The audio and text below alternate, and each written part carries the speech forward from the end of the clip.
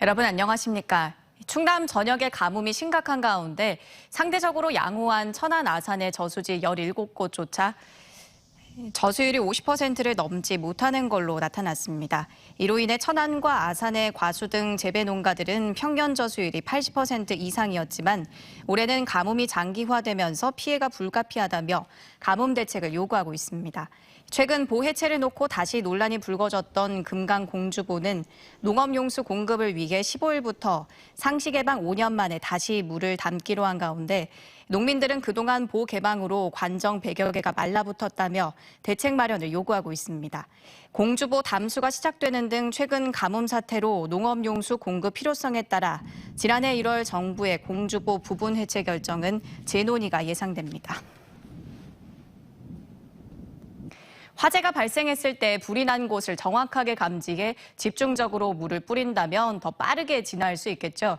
국내 연구진이 불이 나면 바로 조준 분사하는 인공지능형 소화 시스템을 개발했는데요. 연구진은 우선 함정에 탑재할 예정인데 앞으로 탄약고 같은 군시설은 물론이고 물류창고, 초고층 아파트 등에도 적용 가능할 걸로 보입니다. 김건교 기자입니다. 불꽃이 피어오르자 내부 시스템에서 곧바로 감지합니다. 이어 마치 출동 소방관처럼 불이 난 지점에 정확히 소화수를 분사해서 불을 끕니다. 화재 발생 초기에 화재를 인지하고 자동으로 소화수를 분사해서 진압하는 자율형 소화체계입니다. 화재를 감지하면 공간 전체에 물을 뿌려 주변 장비 시설에 피해가 발생하는 스프링쿨러 같은 기존 소화 설비와는 달리 주변 피해를 최소화하면서 골든타임 안에 화재 확산을 근본적으로 차단합니다. 함정 탑재용으로 국내 연구진이 개발했습니다. 수중 폭발, 피격 등 외부 충격에 너끈히 견딜 수 있고 화재인지 아닌지에 대한 판단, 위치 추적, 분석 제어까지 인공지능을 적용한 건 처음입니다. 저희는 화재 탐지 그리고 위치를 추정하기 위해서 인공지능을 지금 활용하고 있어서 그런 면에서는 아마 가장 앞서 있다고 생각을 하고 있습니다. 탐지 센서, 분석 제어 장치, 소화 모니터 3개 모듈로 구성되어 있는데 시험 결과 화재 감지 정확도가 100%에 달해 오작동 확률이 거의 없고 소화수는 최대 65m, 소화폼은 38m까지 분사 가능합니다. 복합 센서는 화재가 났다, 안 났다, 그리고 화재가 어디 위치에 있는지 이런 신호 정보를 보내게 되고요. 그래서 분석 및 제어 장치에서 화재가 지금 진압이 되고 있는지, 진압을 더 해야 되는지 이런 여러 가지 판단을 해주게 되고요. 연구진은 내년 3월부터 2년간의 실용화 연구를 거쳐 성능을 보다 향상시킬 예정입니다.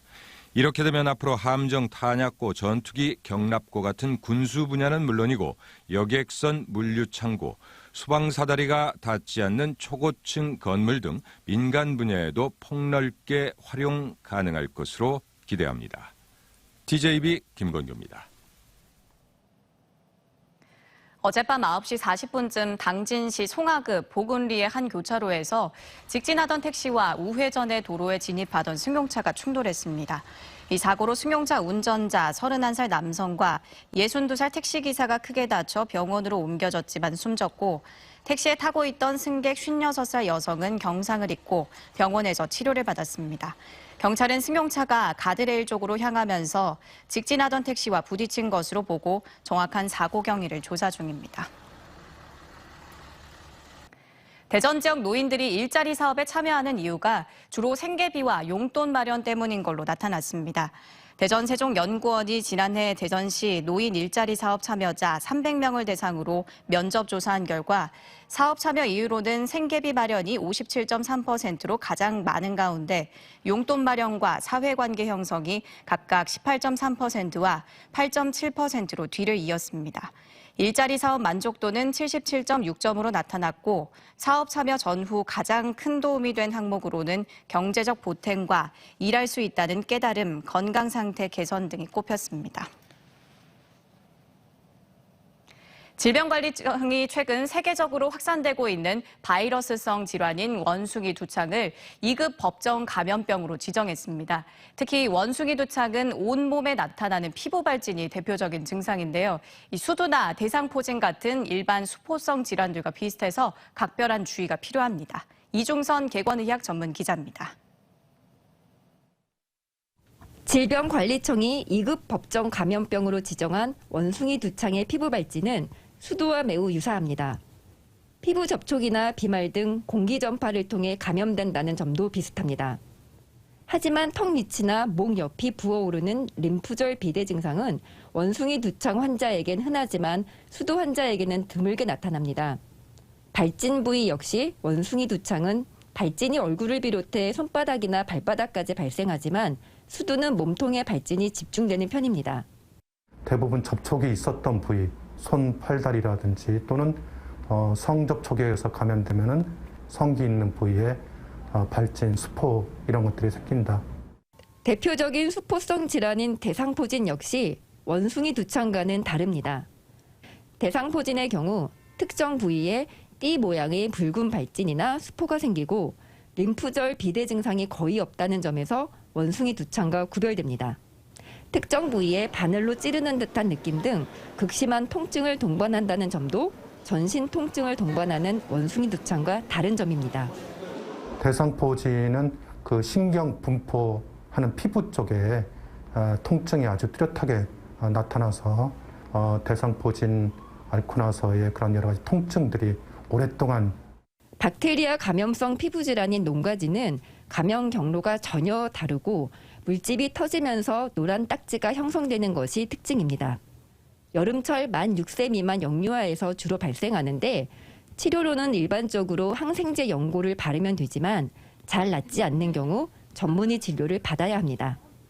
전문가가 아닌 이상 피부 발진 원인이 어떤 질병 때문인지 가려내기는 어렵습니다. 때문에 해외에서 귀국 후 발열이나 수포성 발진 등 의심 증상이 있다면 질병관리청 콜센터 1399로 연락해 안내에 따라 신속하게 진료를 받는 게 좋습니다. TJB 닥터리포트 이중선입니다. 전국에서 흡연율과 비만율이 가장 낮은 도시는 세종인 것으로 나타났습니다. 질병관리청이 공개한 2021 지역 건강 통계 보고서에 따르면 세종은 흡연율과 비만율이 각각 15.1%와 27.5%로 전국 17개 시도 가운데 가장 낮았습니다. 대전도 흡연율 17.8%, 비만율이 29.4%로 낮은 편에 속했고 충남은 흡연율 20%, 비만율 31%로 상대적으로 높았습니다. 한편 스트레스 인지율은 대전이 24%로 전남에 이어 전국에서 두 번째로 낮은 반면 충남은 27.05%로 높은 수준을 나타냈습니다. 충남도가 코로나19로 인한 사회적 거리 두기로 중단됐던 사회계층 시니어 건강하세요 건강검진 지원 사업을 재개합니다. 도내 70세 이상 저소득층인 의료급여 수급권자와 차상위 계층이 대상으로 1인당 9만 원의 건강검진 비용이 지원됩니다. 대상자는 혈액검사와 엑스레이 등 기본 검진과 함께 갑상샘과 복부 초음파, 흉부 CT 등 6가지 중 1가지 또는 당뇨, 이상 지질 검사 중 1가지를 선택할 수 있습니다. 서산과 태안, 보령, 서천, 당진, 홍성, 아산 등 서해안과 인접한 충남 7개 시군의 인구는 최근 10년간 평균 7% 증가했지만 해안가인 연안과 인접한 해당 시군의 읍면동 인구는 오히려 11.3% 줄었습니다. 충남연구원에 따르면 아산의 경우 연안과 인접한 읍면동의 인구가 22.2% 감소했고 다음은 서천이 16%, 홍성은 13.5%, 보령은 12.7% 등이었습니다. 지난 2020년 기준 충남도 내 65세 이상 어업 인구의 비율이 45.2%로 전국 평균 36%보다 9.2%포인트 높아 어업 인구 감소와 고령화가 인구 감소의 원인으로 지적됐습니다. 대전에서는 268명이 코로나19에 확진돼 사흘째 200명대를 기록하며 감소세가 이어졌습니다. 대전은 최근 일주일간 평균 277명을 기록했으며 세종시도 82명의 신규 확진자가 발생해 전날보다 확진자가 17명 줄었고 충남도 전날 300명에 비해 15명 감소한 285명 확진돼 감소세가 두드러졌습니다. 대전시가 태풍과 집중호우 등 여름철 풍수해 재난사고 예방을 위해 오는 29일까지 재해 취약계층과 시설에 대한 안전감찰을 실시합니다. 주요 감찰 대상은 세월교와 둔치 주차장 등 재해 우려 지역 128곳을 비롯해서 지하차도 82곳과 급경사지 192곳, 산사태 취약 지역 509곳 등입니다.